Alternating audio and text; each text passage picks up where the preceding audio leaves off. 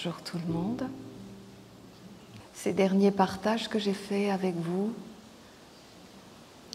étaient vraiment axés sur l'idée de vous faire comprendre qu'il fallait retourner à sa source, découvrir le potentiel, les qualités, les forces que l'on a à l'intérieur de nous et de là commencer à bâtir un monde. Je vous ai dit aussi que, et je le pense sincèrement, que quand on veut quelque chose dans la vie, rien ne peut s'opposer à sa réalisation, mis à part nous-mêmes, nos doutes, nos faiblesses et nos peurs. Aujourd'hui, j'aimerais vous dire que ce n'est pas complet ce que je vous ai dit. Parce qu'il y a un facteur important pour la réalisation, mais surtout pour l'amplitude et la grandeur de la réalisation. Ce sont les liens et les relations des êtres qui sont autour de vous. Alors j'aimerais aborder avec vous cet aspect-là, vous montrer à quel point c'est fondamental et important de bien choisir ces relations. Je ne parle pas uniquement de relations amoureuses, mais vraiment d'une manière générale, que ce soit des amis, que ce soit le travail, que ce soit sa famille. Le fait d'être en relation avec des êtres va permettre une expansion ou pas de vos projets et de vos œuvres. Si vous êtes entouré d'êtres qui gravitent autour de vous, qui sont des êtres avec une pensée plus négative que positive, cela aura un impact fondamental pour tout ce que vous mettrez en place. C'est pour ça que je voudrais vous transmettre l'importance de toujours essayer de vous entourer de gens positifs dans votre vie, de gens qui voient la vie d'une certaine manière, c'est-à-dire où il y a un avenir, où il y a un enthousiasme, où il y a une vision positive tout simplement de la vie. Être entouré d'êtres, d'amis, de collègues de travail, de famille, de couple, d'être entouré de personnes comme ça va énormément affaiblir votre pouvoir créateur. Alors vous allez me dire, mais comment faire? Puisque, bon, dans certaines situations, je peux choisir, mais dans d'autres, ça m'est quasiment imposé. Eh bien déjà, le voir. Ne pas fermer les yeux sur certains faits réels autour de vous. Si vous sentez qu'il y a des êtres qui sont toujours en train d'avoir une vision vers le bas, de redire toujours des choses sur des situations, de ne jamais être content, voyez des êtres qui ont une vision plus pessimiste de la vie, la première chose, c'est ne partagez pas votre intimité avec eux. Parce qu'ils vont, je vais vous expliquer après pourquoi, mais parce qu'ils vont vous conduire à vous démotiver, vous dévaloriser et éteindre finalement le feu créatif qu'il y a à l'intérieur de vous. Quand vous ne pouvez pas faire autrement, que vous êtes, comme certains dans la vie, entourés dans le travail de personnes où vous devez subir un peu la situation, il y a une clé en réalité. La clé, c'est qu'il ne faut pas être ouverte et ouvert. Il ne faut pas être réceptif. Il ne faut pas accepter ce qui nous est transmis comme quelque chose de vrai. Il faut que vous soyez toujours en mode positif, c'est-à-dire actif. C'est-à-dire que c'est vous qui prenez la place. La personne peut être désagréable et vous conduire vers des mondes que vous ne voulez pas, mais vous ne devez pas l'intégrer à l'intérieur de vous. Vous pouvez l'entendre, vous pouvez même le comprendre, mais vous ne devez pas le valider à l'intérieur de vous. Sinon, ça rentre dans votre champ créatif et ça affaiblit l'œuvre que vous voulez faire.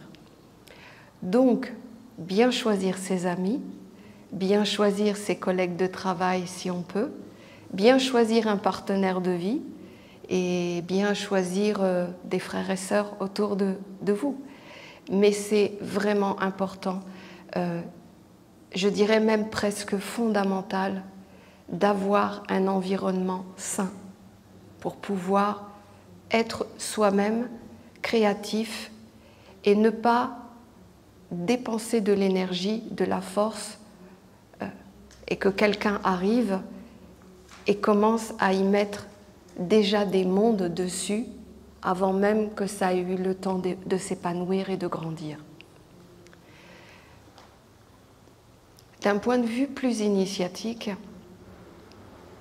vous avez tous entendu parler du monde de l'eau.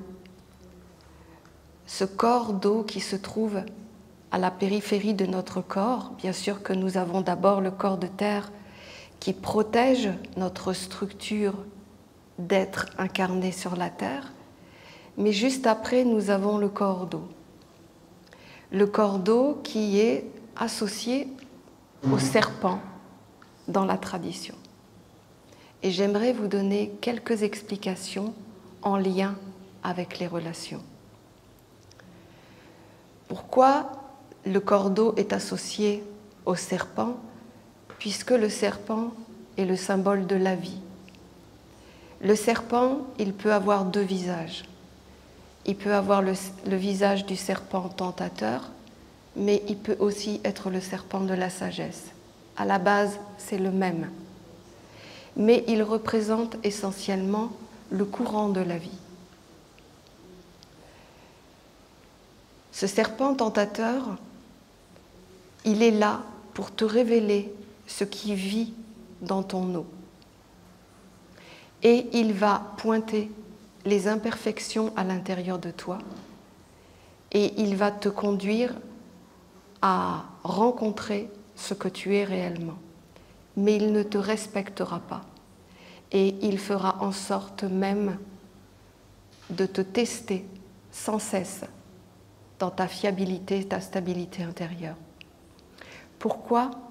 Parce que ce serpent tentateur, il est également conçu pour devenir le pilier de ta vie. C'est-à-dire que lui, il est capable de te faire traverser l'eau comme dans une colonne vertébrale, te faire fleurir dans le monde de l'air et après, il devient la sagesse. Il devient celui qui va t'amener vers des aspirations et des inspirations plus grandes. Ça, c'est pour que vous compreniez pourquoi on parle du serpent lié à l'eau.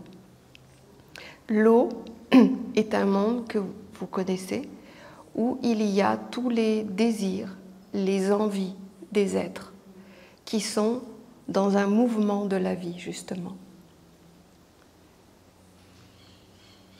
Mais cette eau a cette vocation d'être le miroir et le reflet de ce qui est à l'intérieur de nous et de ce qui est à l'intérieur de l'autre personne.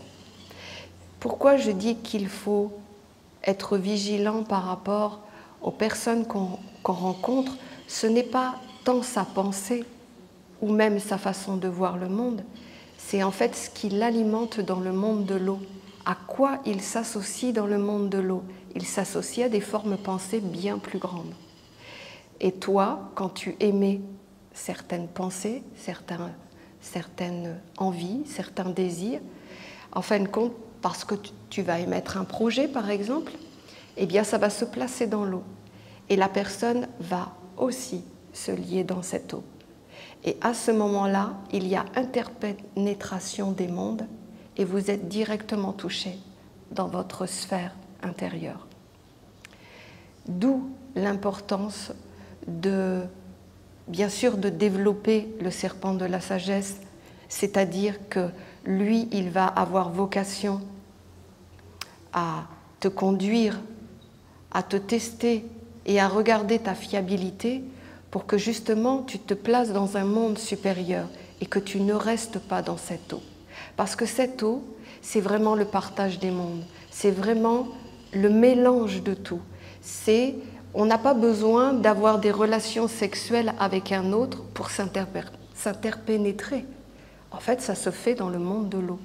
On peut partager nos vies intérieures par ce monde de l'eau. Alors, il faut choisir avec qui on veut le faire, pas avec tout le monde. Il faut choisir ceux qui vont être autour de vous et qui vont être régulièrement dans votre vie pour qu'il y ait toujours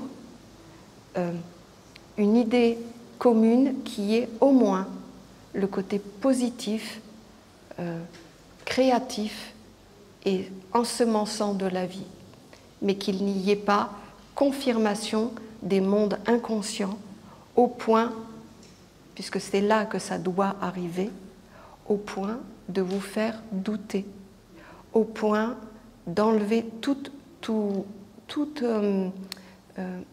vous savez, quand on n'a plus le goût de quelque chose, on se sent fatigué, on est un petit peu épuisé, c'est quand, en général, certaines forces du monde de l'eau, vitales, a touché votre intérieur et vous met dans une attitude pessimiste de la vie. Là où je veux en venir finalement, c'est que je vous ai parlé plusieurs fois que le fondamental était avant tout d'être soi-même, mais également d'aller chercher sa propre nourriture subtile. Une des grandes clés et quelque chose de fondamental dans la vie, c'est d'aller le matin, au lever du soleil, de se placer dans la nature et d'accompagner le lever de la nature, c'est-à-dire cette force qui était endormie dans la nuit et qui, par le soleil, va se lever et va exploser de joie et de vitalité dans la nature. Si vous êtes là à ce moment-là, vos corps à l'intérieur de vous vont recevoir toute cette énergie. Les éléments vont s'activer et ils vont construire ce qui est en construction à l'intérieur de vous. Ça, c'est la première des choses où vous pouvez avoir votre nourriture, mais aussi votre dose de santé, puisque en faisant cet acte, vous régénérez, vous vitalisez, vous restructurez tout ce qui se trouve à l'intérieur de vous. En faisant cela, vous êtes dans le courant de la vie créatrice et positive. À ce moment-là, le serpent de la sagesse, à travers l'eau, comme un aimant, va amener à vous tout ce qui est en correspondance avec vos pensées, vos désirs et les mondes que vous voulez voir se créer devant vous. Vous voyez, le monde de l'eau, il y a à l'intérieur, il y a la vie, la vitalité, qui est énormément associée aux éléments. Mais il y a aussi ce courant pessimiste qui va en fait te conduire à rester avec le serpent de la tentation. Pourquoi ? Parce que si ce courant de l'eau, il n'est pas maîtrisé et regardé, ce sont les forces de la non-vie, c'est-à-dire le côté déprimé de la vie qui va arriver et qui va commencer à vous faire regarder la vie d'une façon pessimiste. Étant pessimiste, vous êtes faible, vous demandez du complément de l'extérieur. Et c'est une attitude qui est liée à ce que l'homme reste toujours dépendant de ces mondes de l'eau. Dans la tradition essénienne, on parle effectivement que le monde de l'eau est un monde d'influence et que nous devons, à travers une passerelle, aller sur l'autre rive, c'est-à-dire voir le monde de l'eau, mais ne pas être dedans. Dès que quelqu'un de l'extérieur va émettre un pessimisme de la vie, il va vous conduire à ce que vous alliez dans ce pessimisme de la vie.